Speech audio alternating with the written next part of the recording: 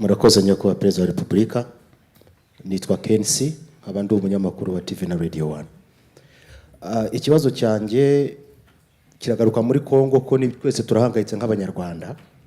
Umugaba mukuru wungirije w'ingabo za Kongo, General Chiwewe Aprito Chiko, yitangarije yuko amaze iminsi azenguruka mu bihugu bya SADC kugira ngo intambara y'u Rwanda bayitsinde.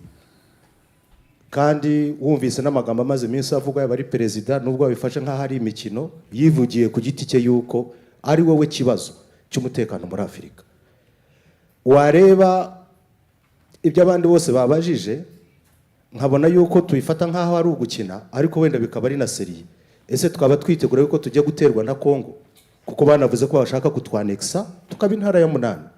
Murakoze mwadusuza kuri ibyo mukaduhumuriza cyangwa se mukaduteguza tukitegura. Reka mpere kubahumuriza nicyo kiri important, nicyo cyangombwa, nicyo gikuru. Ibyo ubwabyo ntaho mbona bishingiye, ntaho mbona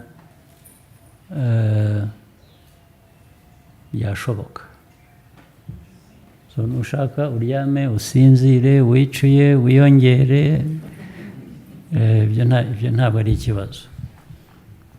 Ibyo umuntu umwe yaba yaravuze muri Kongo, ibyo afite uburenganzira bwo kuvuga ibyo ashaka kuvuga, ntabwo bivugwa byose biba ari ukuri, cyane cyane iyo bivugwa kuri iki kibazo cya Kongo, bikivugwa n'abanyekongo bo muri leta.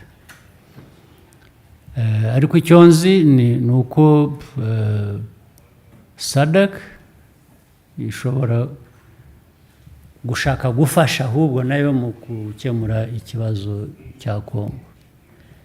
Ntabwo nibwira rero ko gushaka gukemura ikibazo cya Kongo, nubwo abenshi bashobora kugikemura bashaka kugikemura bakagikemura nabi, cyangwa bakaba bagira ibyo bakora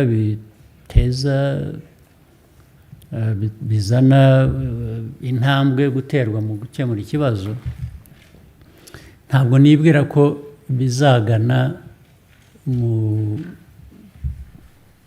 kugirira nabi u Rwanda bafashije Kongo.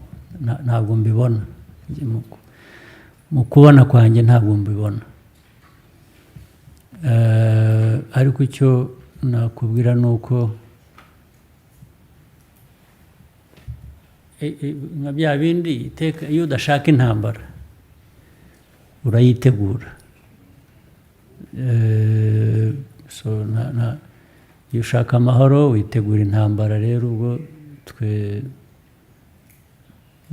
dushaka amahoro, ibyo kwitegura twiteguye kera.